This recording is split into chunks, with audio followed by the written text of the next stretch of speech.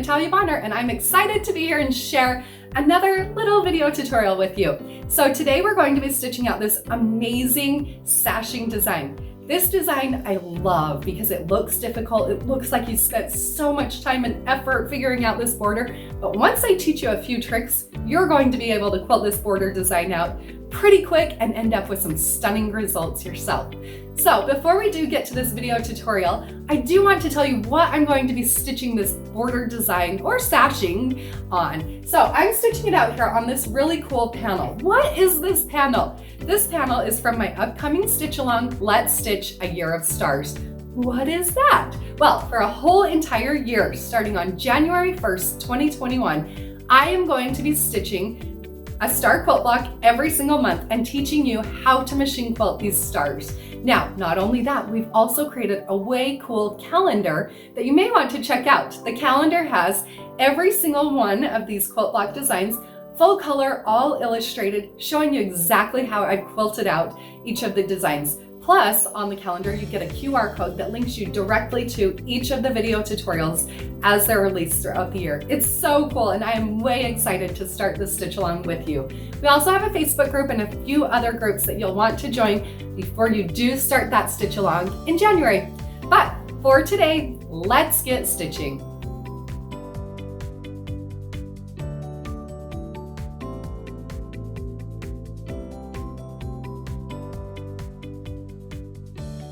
I'll start out the sashing design by marking a few different markings. So this design is based on thirds. So my block here is a 12-inch block.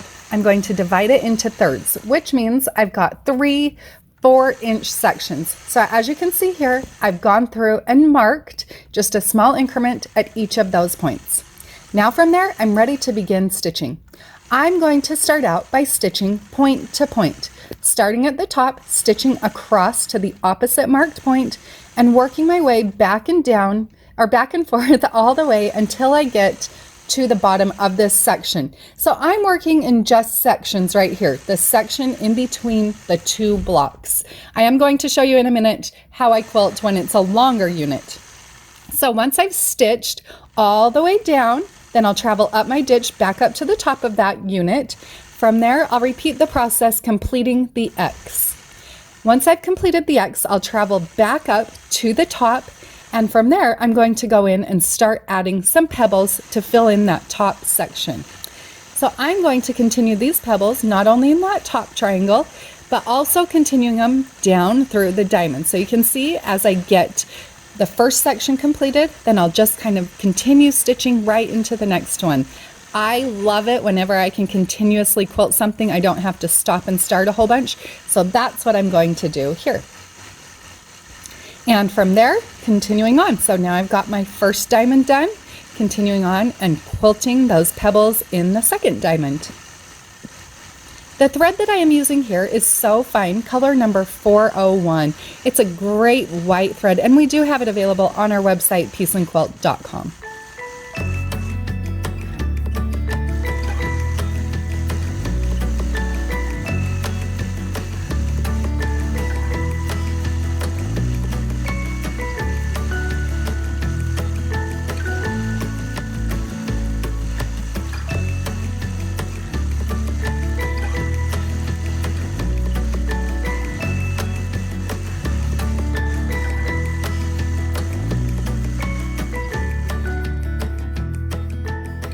And once I've completed that diamond, I'll continue on working down into the last triangle, filling that triangle in completely with those pebbles.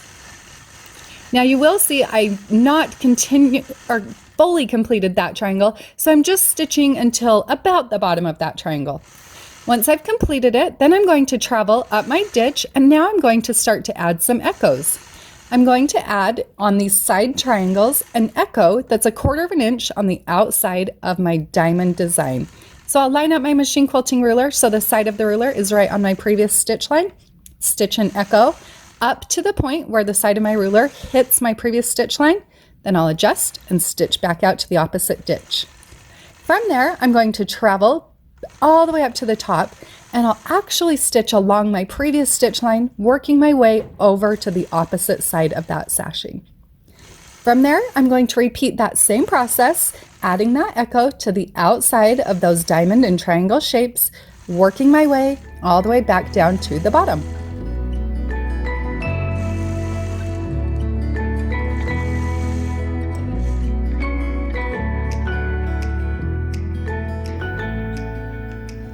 All right, I hope that was fun and I hope you found a little bit of inspiration, but just in case, I'm going to stitch it out one more time. So now I've jumped over to the next sashing and I'm going to stitch it out again. Now you may ask, why aren't there markings on the side next to on the right side there? The reason there's no markings is because that block is based off of a 9-patch type design. So it's put together 3 rows of 3. Because of that, I just use the markings on the block, the piecing markings. And a lot of times you can get away with that.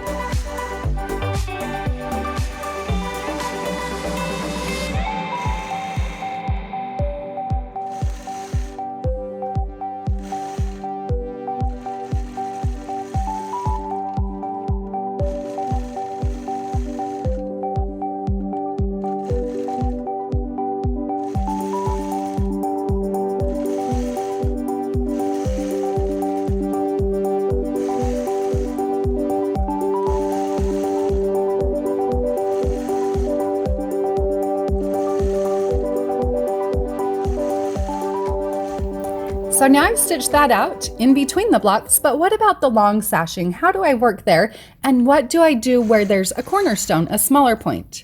Well, I've started out by marking those points, and now I'm going to do just like we did prior on the opposite or on the sideways ones. We're going to stitch out this design.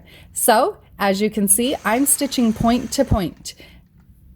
Once I've stitched that point to point through the first block section, notice when I get to that where the cornerstone would be, I just stitch as if there were a point on the opposite corner and continue working my way all the way across that longer sashing.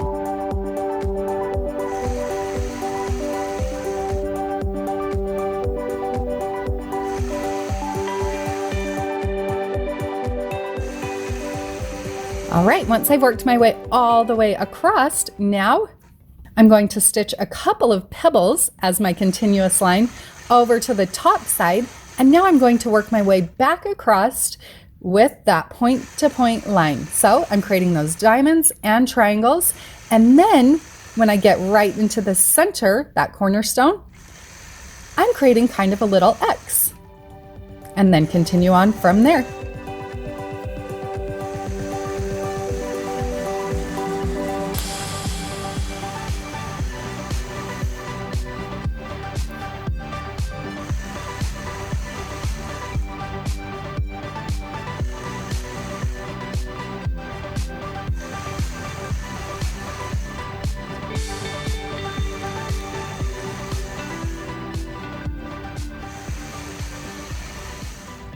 So now I have stitched all the way back across, and like we did before, now I'm going to start filling in with those pebbles. So the only big difference that we've done here is stitch continuous all the way across, and then in those cornerstones just make a smaller X. Now when I add my echoes to the outside of that X, I will stitch them on the opposite side as I do here with these diamonds and triangles. So do pay attention to that, because that will be just a little bit different.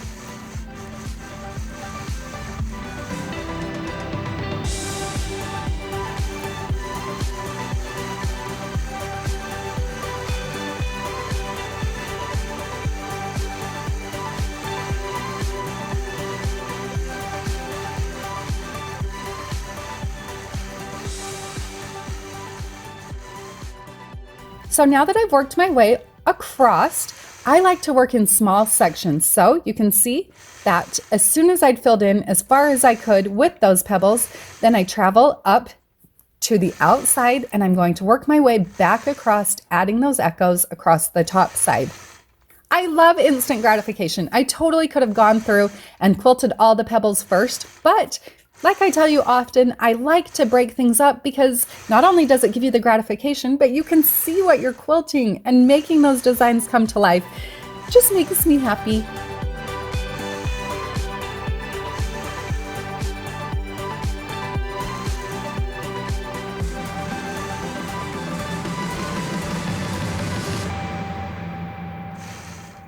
So now that I've stitched the echo all the way back across the bottom, notice how I traveled up my previous stitch line just 1/4 of an inch and then added an echo to the inside portion or the outside portion of that X. It's the opposite side from what you would expect. So I added that echo and then filled in that remaining section with those pebbles.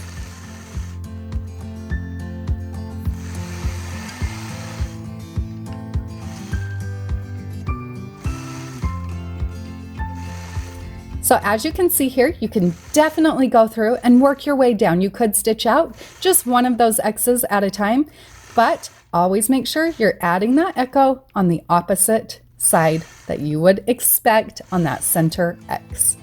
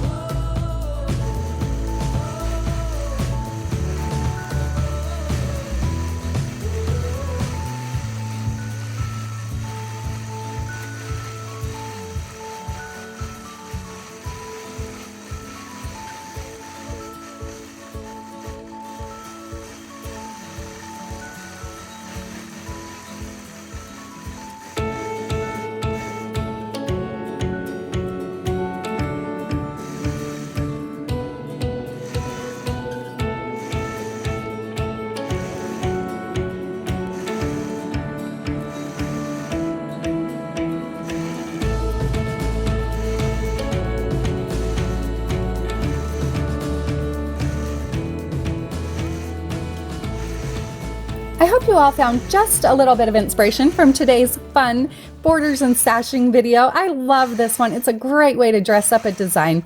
Make sure you do check out my online class, Let's Stitch Scallop Borders. It's also a great place to learn more about machine quilting borders and hopefully be inspired on your own machine quilting journey. Have a great day, everybody.